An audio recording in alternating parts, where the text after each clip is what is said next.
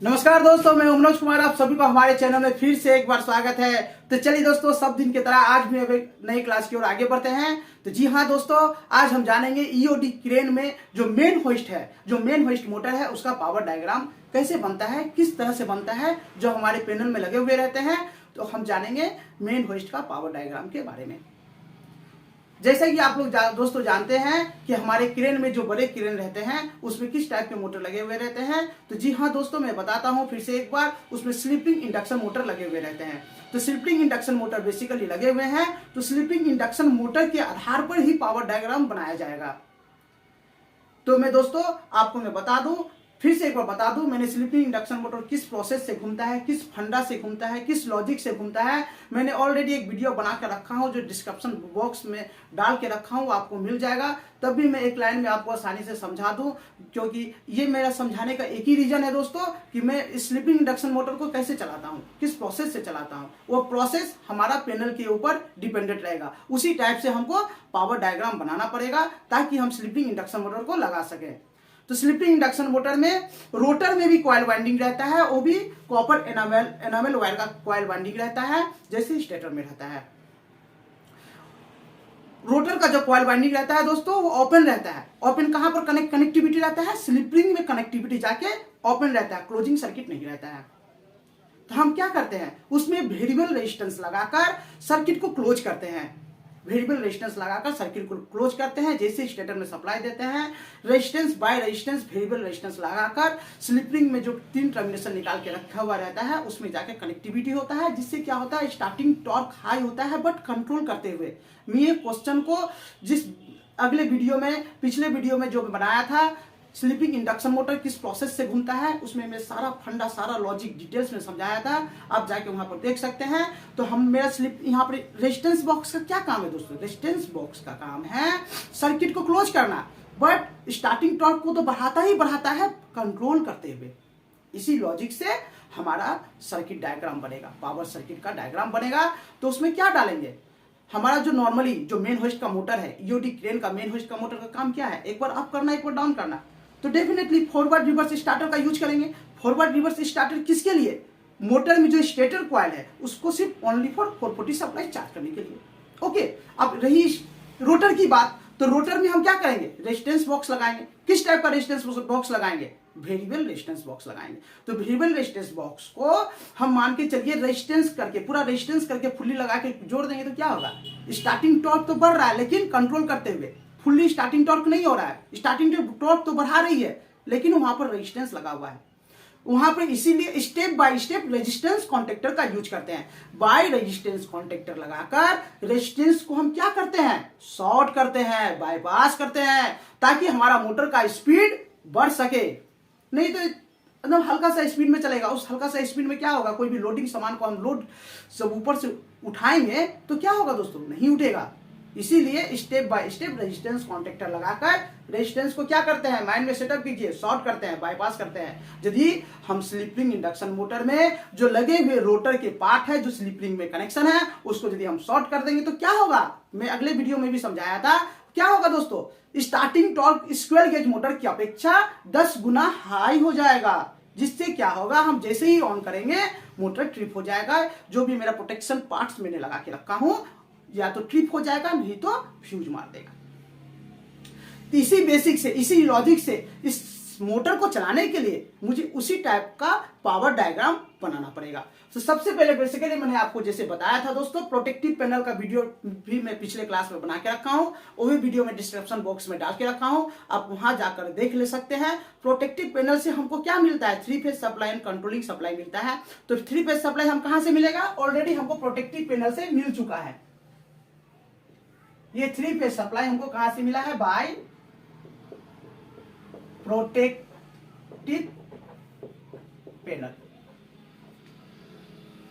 Protective panel से हमको 3 phase supply red yellow blue 415 volt supply मिल चुका है, जो हमारे मेन होस्ट के पैनल में है। मेन होस्ट के पैनल में हमको 3 फेज सप्लाई मिल चुका है। तो मेन होस्ट के पैनल में क्या बनाएंगे, स्लिपिंग मोटर में स्टेटर में सप्लाई डालना है। कितना सप्लाई डालना है, 415 वोल्ट। तो 415 वोल्ट सप्लाई डालने के लिए फॉरवर्ड रिवर्स स्टार्टर का यूज करेंगे। तो फॉरवर्ड रिवर्स स्टार्टर मैंने आपको डिस्क्रिप्शन बॉक्स में उसका भी वीडियो में बना के रखा हूं, वो भी डाला हुआ है, वो भी आप जाके देख सकते हैं। फिर भी मैं डिटेल्स में समझाने के लिए मैं आपको बताता हूं। जैसा कि मैंने बताया था कि मोटर के शॉर्ट सर्किट प्रोटेक्शन के लिए, मोटर के शॉर्ट सर्किट प्रोटेक्शन के लिए फ्यूज का यूज करते हैं, या नहीं तो एमसीसीबी का यूज करते हैं, या नहीं तो एमसीबी का यूज करते हैं। तो यहाँ पर हम क्या दोस्तों यूज करेंगे, एमसीसीबी का यूज करेंगे। ये 3 फेज सप्लाई मैंने लाया, कहां डाला, एमसीसीबी में। 3 फेज सप्लाई मैंने एमसीसी में डाला। ओके, 3 फेज सप्लाई मैंने एमसीसी में डाला। एमसीसी से निकलकर कहां जाएगा, फॉरवर्ड रिवर्स स्टार्टर बना रहे हैं, तो नॉर्मली 2 कॉन्टेक्टर का यूज करना पड़ेगा। 2 कॉन्टेक्टर मैंने लिया, 2 कॉन्टेक्टर लिया। ओके दोस्तों, मैग्नेटिक कॉन्टेक्टर लिया, जैसे सप्लाई चार्ज होगा कॉन्टेक्टर ऑन हो जाएगा, बाय मैग्नेटिक होकर कॉन्टेक्टर ऑन हो जाएगा। 2 कॉन्टेक्टर लिया, ध्यान से देखिएगा दोस्तों, बहुत ही इंटरेस्टिंग होने वाला है वीडियो, मैं बहुत ही बारीकी से समझाऊंगा। ये 3 फेज सप्लाई जो मैंने MCC by MCCB moulded case circuit breaker, मैं बार बार कोई भी सब पार्ट्स का डिटेल्स फुल फॉर्म में भी बताता हूं। एमसीसीबी का नाम क्या है दोस्तों, moulded case circuit breaker. Moulded case circuit breaker supply मैंने कहां डाला, red yellow blue, red yellow blue. Incoming contactor के इनकमिंग पार्ट में मैंने क्या किया, same red yellow blue supply डाल दिया। कॉन्टेक्टर के इनकमिंग में क्या किया, दोनों कॉन्टेक्टर के इनकमिंग में सेम सीक्वेंस में मैंने 3 फेज सप्लाई डाल के रखा हूं, मैंने डाल के रखा हूं।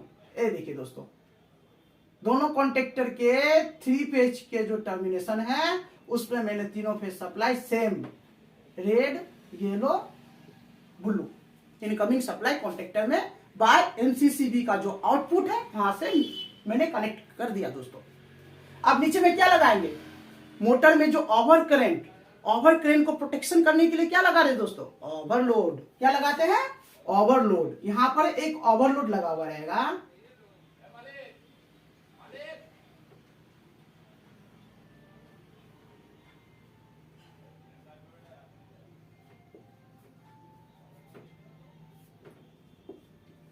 ओवरलोड का क्या काम है दोस्तों, मोटर में जो ओवर करंट होगा उसको प्रोटेक्ट करेगा।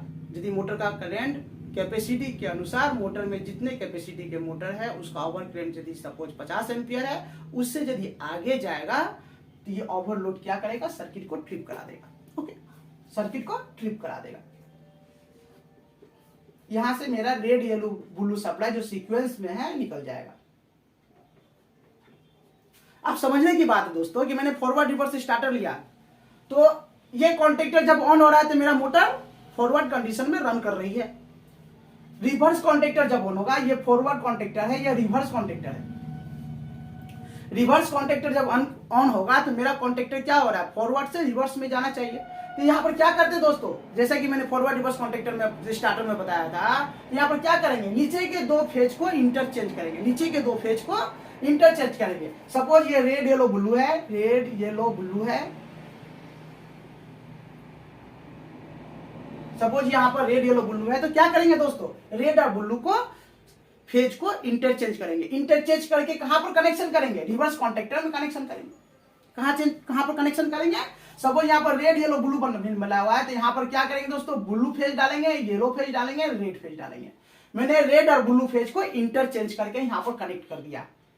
सपोज ब्लू को यहां पर डाला, येलो का इंटरचेंज नहीं करना है, येलो फेज सीक्वेंस में जैसे कनेक्शन है वैसे सेम रहेगा। और रेड फेज यहां पर डाला हुआ है, तो मैंने रेड फेज को फिर क्या डाला, इस ओर डाला। ध्यान से देखिए दोस्तों, कनेक्शन किस तरह से हो रहा है, ध्यान से देखिए। यहां पर रेड येलो ब्लू है, यहां पर क्या है, ब्लू येलो रेड। ओके दोस्तों, 2 फेज को जैसे ही मैंने आपको बताया था कि कोई भी मोटर का डायरेक्शन हमको चेंज करना है तो 2 फेजों को इंटरचेंज कर देंगे, मोटर का डायरेक्शन हमारा चेंज हो जाएगा। इसीलिए फॉरवर्ड कॉन्टेक्टर में रेड येलो ब्लू सप्लाई जैसे निकलता है, मोटर हमारा फॉरवर्ड में रन करती है, और जैसे ही दूसरे कॉन्टेक्टर जो रिवर्स कॉन्टेक्टर है, वो कॉन्टेक्टर जब ऑन होती है तो मोटर हमारा रिवर्स डायरेक्शन में रन करती है। आपने power diagram forward reverse starter का जो मोटर में हमारा स्लिप रिंग मोटर है उसमें कहां पे ये सप्लाई, 3 फेज सप्लाई कहां जाएगी, 3 फेज सप्लाई कहां जाएगी, स्लिप रिंग मोटर में जो स्टेटर पार्ट है, स्टेटर कॉइल है, ओके, ये जाएगी स्टेटर कॉइल में। स्लिपिंग मोटर में जो हमारा स्टेटर कॉइल है उस कॉइल में हम 440 3 फेज सप्लाई चार्ज करेंगे, okay, 440 415 volt AC supply charge करेंगे। ये हो गया फॉरवर्ड रिवर्स स्टार्टर, जो मेन होस्ट के पावर डायग्राम में फॉरवर्ड रिवर्स स्टार्टर इस तरह से बनकर लगे हुए रहते हैं। दोस्तों आपने फॉरवर्ड रिवर्स स्टार्टर को सोच देख लिया, समझ लिया, जान लिया। अब मैंने आपको क्या कहा अभी जस्ट 2 मिनट पहले, क्या कहा दोस्तों कि इसके साथ हमारा रेजिस्टेंस बॉक्स भी लगा हुआ है, मोटर में रेजिस्टेंस बॉक्स भी लगाना है। तो स्टेप कॉन्टेक्टर है, रेजिस्टेंस कॉन्टेक्टर है, स्टेप बाय स्टेप रेजिस्टेंस को बाईपास करेगी, शॉर्ट करेगी। उसके लिए क्या करना है, रेजिस्टेंस कॉन्टेक्टर भी इस पैनल में लगाना है। तो वो किस तरह से लगाना है दोस्तों, मैं ये पावर डायग्राम को अभी कर देता हूं। आपने समझ लिया फॉरवर्ड रिवर्स स्टार्टर का पावर डायग्राम आपने समझ लिया। अब मैं आपको समझाता हूं, इसी पैनल में वो बना रहेगा। मेरे पास यहाँ जगह नहीं है बोल के मैं इसको मिटा दिया। मैं आपको दिखाता हूं, ये तो पावर पार्ट स्टेटर का पार्ट हो गया। आप रोटर में, आप रोटर आते हैं मोटर के रोटर पार्ट में, तो रोटर पार्ट में स्टेप रेजिस्टेंस कॉन्टेक्टर लगाएंगे। तो स्टेप रेजिस्टेंस कॉन्टेक्टर लगाने से पहले मैं आपको रेजिस्टेंस बॉक्स बना के दिखाता हूं। सपोज ये रेजिस्टेंस है,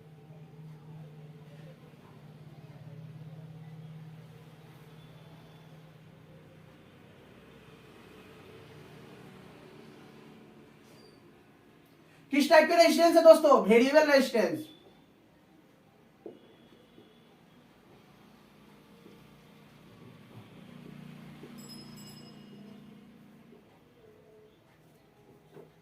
वेरिएबल रेजिस्टेंस, ओके। अब हमारे पैनल में क्या लगा के हम रखे हैं, स्टेप रेजिस्टेंस कॉन्टेक्टर। और रेजिस्टेंस कॉन्टेक्टर मान के चलिए हमारा ये रेजिस्टेंस को 3 स्टेप में हमको फुल्ली रन में स्पीड कराना है। 3 स्टेप में पहला जैसे मास्टर कंट्रोलर का मैं 1 नंबर गियर में डाला, हमारा पावर कॉन्टेक्टर जो है, फॉरवर्ड रिवर्स जो कॉन्टेक्टर है, वो दोनों कॉन्टेक्टर में से एक कॉन्टेक्टर ऑन हुआ, स्टेटर को सप्लाई मिल गया, ये सर्किट क्लोज है। तीनों फेज का रेजिस्टेंस का पहला सिरा आपस में शॉर्ट रहता है, ये 0 सिरा हो गया। और ये फुल्ली रेजिस्टेंस होकर मोटर में जो हमारा रोटर का DEF, आप कभी भी स्लिपिंग इंडक्शन मोटर का टर्मिनेशन जब ओपन कीजिएगा तो उसमें देखिएगा दोस्तों कि UVW और DEF करके 6 टर्मिनल निकाल के रखा हुआ रहता है। तो UVW जैसे मैंने आपको बताया था कि UVW क्या हो गया, स्टेटर कॉइल हो गया।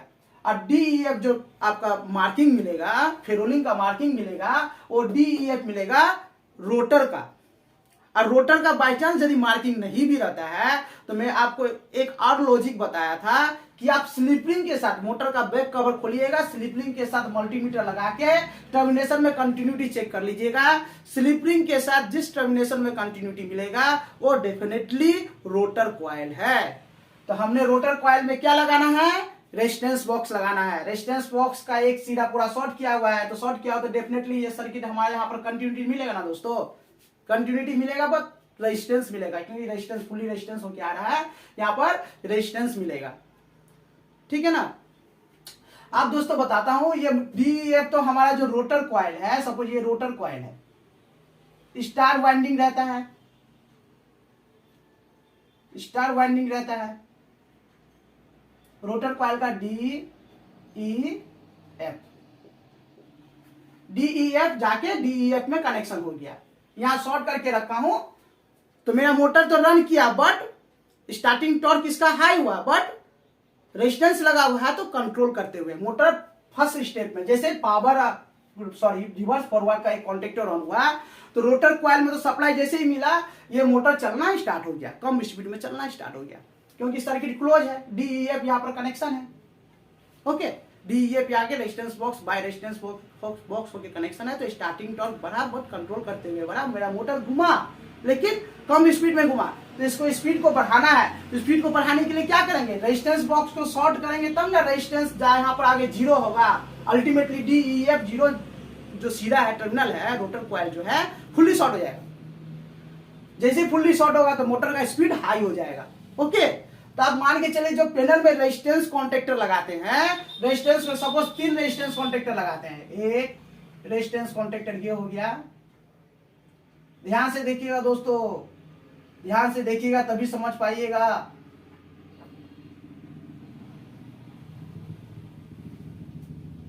रेजिस्टेंस कॉन्टेक्टर का ऊपरी जो सिरा है 3 वो, उसको क्या करते हैं, शॉर्ट कर देते हैं। पहले से शॉर्ट करके तार लेते हैं, इसको शॉर्ट कर देते हैं। तीनों फेज को ऊपर में शॉर्ट करके रखे हुए हैं। रेजिस्टेंस कॉन्टेक्टर का तीनों लूप ऊपर में जो है, सपोज रेजिस्टेंस 1, रेजिस्टेंस 2, रेजिस्टेंस 3, तीनों कॉन्टेक्टर का रेजिस्टेंस कॉन्टेक्ट का ऊपरी सिरा को हमने शॉर्ट कर दिया। ये कॉन्टेक्टर ऑन होगा तो क्या होगा, नीचे का जो 3 तार है वो तीनों तार शॉर्ट हो जाएगा ना, वो भी तीनों तार शॉर्ट हो जाएगा। और तीनों तार जाके कहां कनेक्ट रहता है, रेजिस्टेंस बॉक्स के साथ कनेक्ट रहता है। सपोज ये हमारा D1, E1, F1 है, ये D1 है, E1 है, F1 है, रेजिस्टेंस 1 है। तो रेजिस्टेंस 1 जाके कनेक्शन कहां होगा, सीधा इसके साथ कनेक्शन होगा। E1 सीधा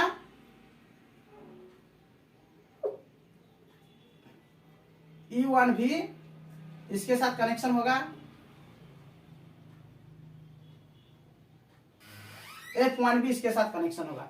ये रेजिस्टेंस कॉन्टेक्टर जैसे ही ऑन हुआ, इतना पार्ट ये ऊपर में शॉर्ट करके रखे हैं दोस्तों। ये रेजिस्टेंस कॉन्टेक्टर ऑन होगा तो क्या होगा, ये तीनों तार शॉर्ट होगा। और तीनों तार जाके कहां पर कनेक्शन है, रेजिस्टेंस के कुछ इतने पार्ट में आकर कनेक्शन है।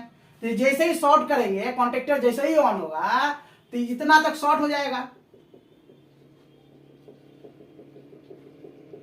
इतना पार्ट शॉर्ट हो जाएगा। तो इतना रेजिस्टेंस मेरा बाईपास हो गया ना।